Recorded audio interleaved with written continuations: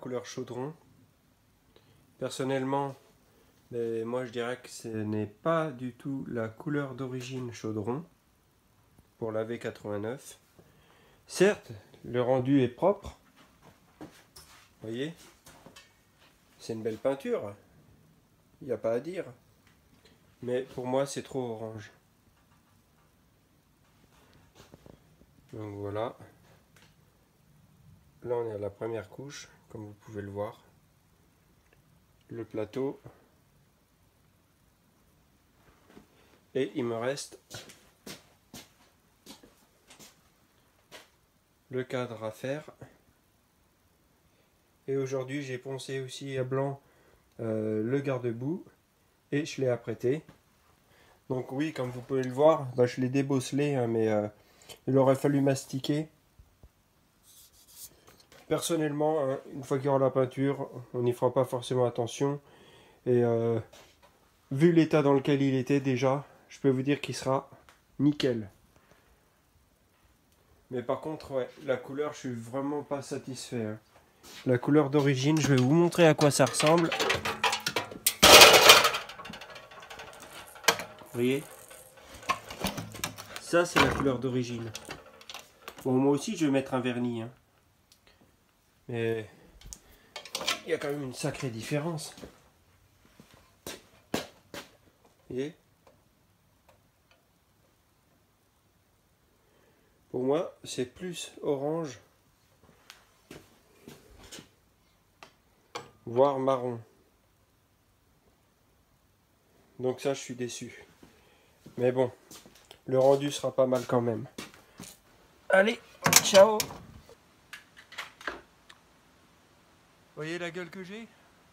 J'ai commencé il y a 2 heures. Je viens de poncer tous mes rayons. Pas tout beau ça? Donc là, vous demandez ce que je vais faire. Donc là, vous voyez, j'ai refait tous les rayons.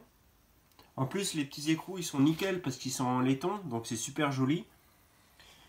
Comme je vous ai dit, ils sont devenus grisâtres avec le temps. Ça ne rouille pas. Ça s'est oxydé. Donc ce que je vais faire, maintenant qu'ils sont tous bien nettoyés, je vais simplement balancer un coup de vernis en bombe. Et ensuite, après avoir fait ce côté-là, je les tournerai comme ça et puis je ferai l'autre côté. Comme ça, au moins, je suis sûr que dans le temps, ils s'oxyderont certainement pas comme ils faisaient au bout de tant d'années.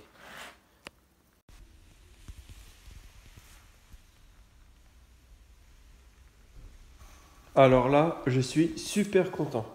Je suis allé chez Mogemoto. Donc forcément, il a des bons produits hein, là-bas aussi. Hein.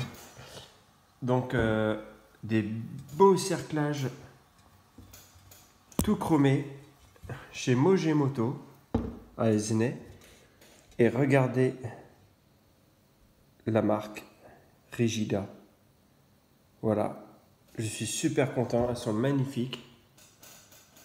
Enfin, ils sont magnifiques.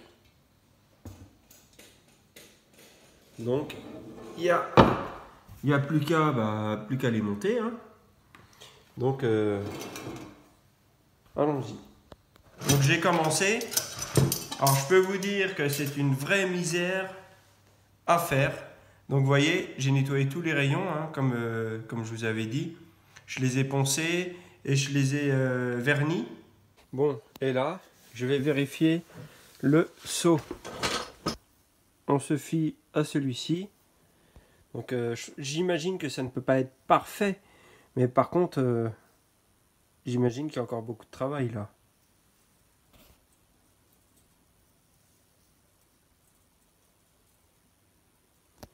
Je vais y aller plus doucement.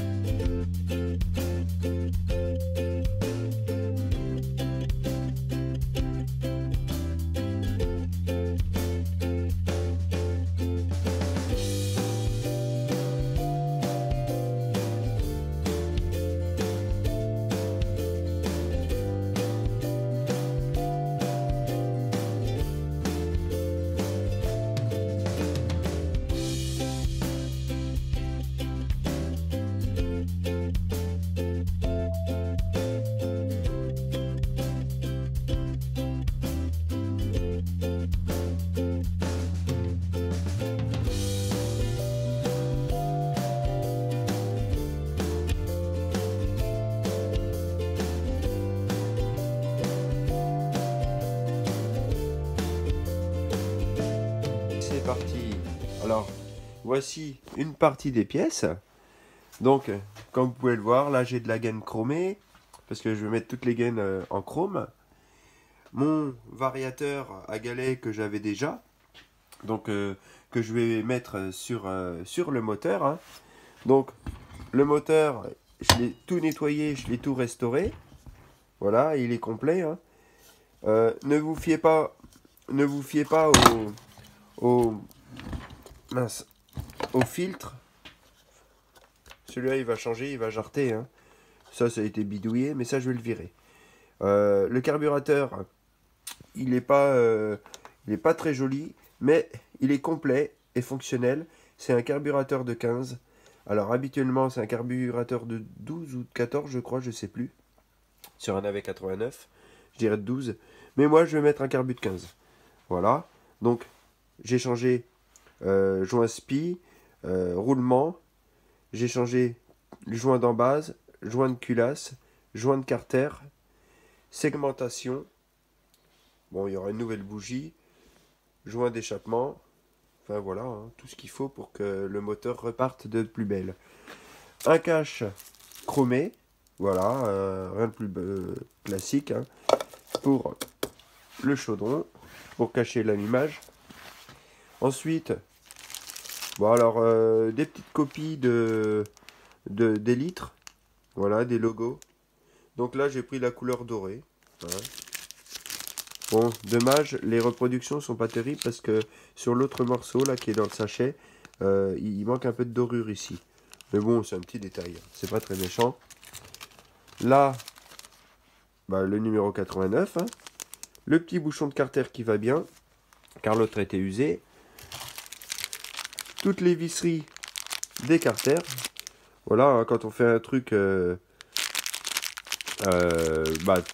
quand on refait un cyclomoteur en entier, ben moi j'estime que ça mérite d'avoir une petite attention, même au niveau des vis. C'est peut-être pas grand chose, mais c'est ce qui fait toute la différence. Les petites butées de gaine avec les serre-câbles et voilà. Le pot, d'origine, bien sûr. Des amortisseurs marque italienne. Moi, j'ai préféré les changer. Voilà. Tout chromé. Rien de plus simple. Les tambours que j'ai tout restauré, hein, que j'ai tout refait. Donc impeccable. Une petite pompe. Voilà. Ça, c'est un petit plus. Là-bas, comme vous pouvez le voir, bon là, il a pris un peu la poussière. C'est rien, hein. Le chrome est parfait, hein. Il est vraiment nickel. Alors, c'était un feu d'Harley Davidson. Et j'ai rajouté une casquette 203 dessus. Alors, vous allez me dire, oui, mais c'est pas d'origine. Vous savez, quand on fait une restauration, c'est vrai que c'est toujours mieux de mettre tout à l'origine. Là, je vais mettre ma petite touche perso, je me fais plaisir. C'est la seule chose que j'ai changé. Effectivement, il y a pas mal de chrome sur le chaudron, sur la V89. Et moi, j'ai décidé de faire pareil pour l'optique. Voilà. Alors moi, c'est le modèle avec le phare, avec celui-ci, avec le phare carré. Et je ne trouve pas ça joli du tout. C'est pas ce chaudron-là, hein, c'est celui d'un ami que je restaure aussi. Moi, je le vire. Et je mets celui-ci. Je veux qu'elle en jette un max.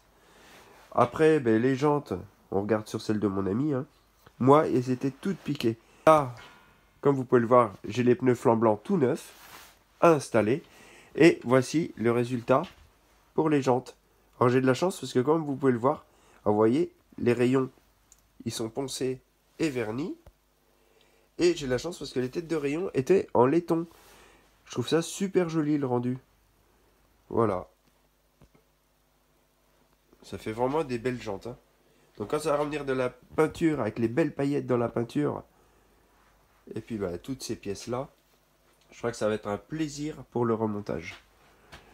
Et bien évidemment, j'en ai d'autres là-bas, des pièces. Vous voyez ? Le porte-bagages là-bas, la poulie, voilà, les caches de boîte à outils, les élytres, enfin et j'en passe. Hein. Là j'ai les bas de fourche à refaire aussi, à nettoyer et à graisser. Voilà, c'est déjà pas mal. Hein. Vous avez pu le voir, j'ai mis 2 mois et demi avant de poster une autre vidéo. L'été était tellement chaud, j'en ai profité un maximum de la plage. Et j'ai laissé un peu de côté la mobilette. Enfin, j'ai beaucoup roulé. Mais je n'ai pas bricolé, mais je n'ai pas fait de vidéo. En même temps, quand je poste pas, ça vous permet aussi d'aller chercher ailleurs, d'aller voir d'autres youtubeurs. Voilà, il n'y a pas que moi. Hein. Donc, je vous dis à bientôt.